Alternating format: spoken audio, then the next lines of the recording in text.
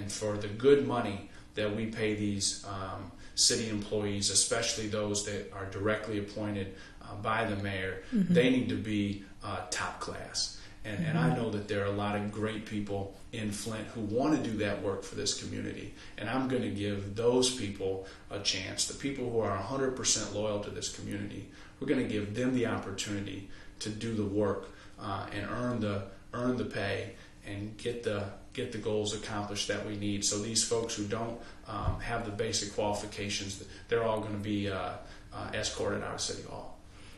Now, these are the folks that you're talking about, that you're referring to, that we need to bring in people that love Flint, people who are 100% behind Flint, people who want to see Flint grow just like you want to see Flint grow. Where do you propose finding these individuals? A lot of people have kind of sat back and not taken the leadership positions because, in fear of their own careers, to make sure that they're going to be okay personally, and they didn't want to get mixed up in any of the political nonsense, for lack of a better word, that's been going on for the past few years. So how do you plan on pulling these people out of the woodwork to get them to do the work of the city and its citizens? Well, I've spent a lot of time already talking with these individuals, and it's not that I have a particular list of people, but I have a lot of confidence in the talent that's available, the talent and experience within this city. And we're going to put the best people we can find forward and get them into this game. Right now we have this it's a scrimmage squad out on the court, and they're not sure how to do their jobs. They know they're earning a paycheck, and that seems to be enough for them. We're going to put this scrimmage squad back on the bench, and we're going to bring out the best people that the city has. There are people who may be working in the private sector. There may be people working in the nonprofit or community sector. There may be folks who, unfortunately, are currently out of a job, who have a lot to offer this city, and they'll have the chance to come forward.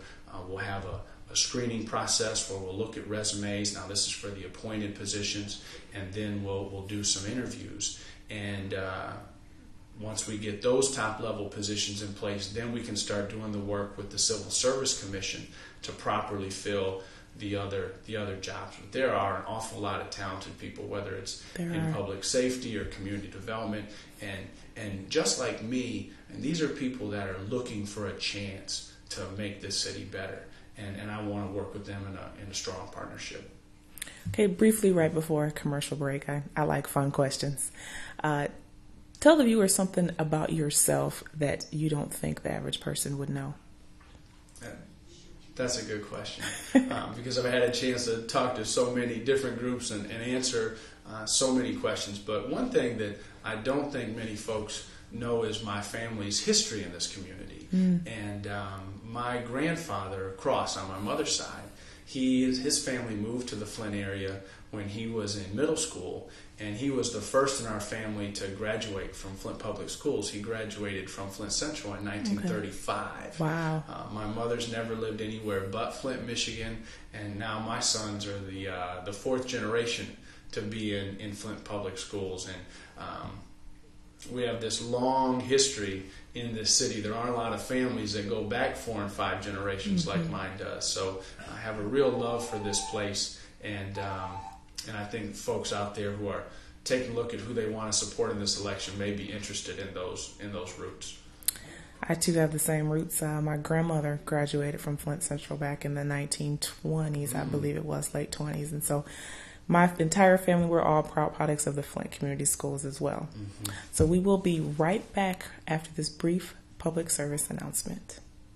To make a change, and we better do a twin, cause I'm running out of breath and my patience wearing thin. A house divided will never stand. You couldn't agree on the rock, so you're sunk in the sand. So this is why we're here, putting out a call to open up your eyes so that we can see all of the problems, the mishaps, and the big mistakes. Are you interested in helping your community? Are you concerned about the homeless, literacy, or other community needs? Would you consider mentoring a young person, helping an older adult, or planting a garden? Then you're a perfect candidate to volunteer here. It's a webpage designed to match your time, talent, and interests with a variety of volunteer opportunities right here in your community. Just visit www.volhere.org and enjoy a rewarding time doing what you do best. A service of the Resource Center.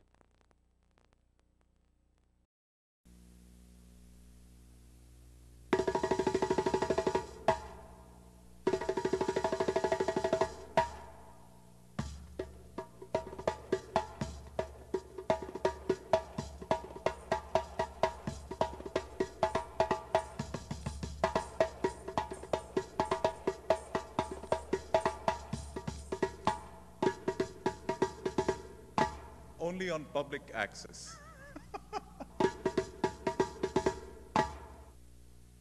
I'm Dayne Walling.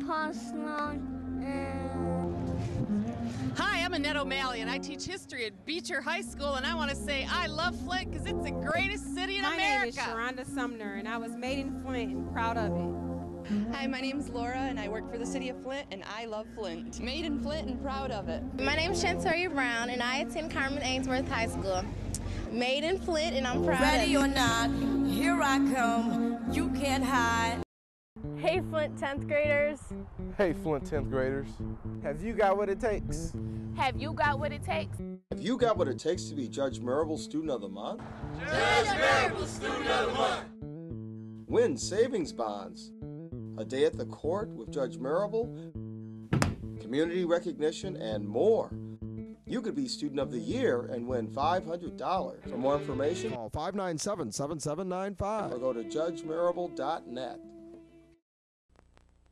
Are you interested in helping your community? Are you concerned about the homeless, literacy, or other community needs? Would you consider mentoring a young person, helping an older adult, or planting a garden?